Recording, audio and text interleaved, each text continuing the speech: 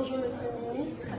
Nous sommes aujourd'hui, ça va être le lancement de notre rapport à Regions 4 sur la justice climatique et le gouvernement du Québec a joué un rôle très important. Vous avez signé la préface de notre rapport, on vous en remercie.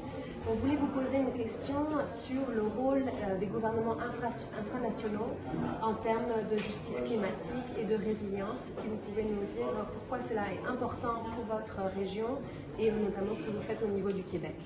Un rôle fondamental, je dirais, c'est souvent les infranationaux, mais également les municipalités qui sont les premiers touchés par les impacts des changements climatiques. Donc, lorsqu'on a à gérer les conséquences des changements climatiques, ce sont souvent les infranationaux qui ont cette première responsabilité.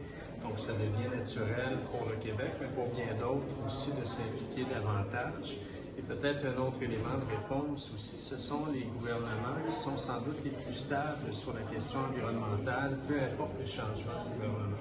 Au Québec, par exemple, cette tradition-là se maintient depuis un certain nombre d'années et il y a eu des changements de gouvernement, il y a eu des changements de couleur politique, mais sur le point de vue, sur la perspective environnementale, il y a un grand consensus. Et le gouvernement auquel j'appartiens, s'il devait perdre les prochaines élections, d'un point de vue environnemental, je ne serais nullement inquiet parce que les partis d'opposition ont essentiellement la même vision. Donc, les premiers répondants, mais aussi les plus stables sur la question environnementale, et lorsque leurs États fédérés deviennent plus ambivalents par rapport à la question environnementale au lendemain d'une élection, il y a cette stabilité-là, il y a cette récurrence de l'action qui se maintient à travers les États infranationaux.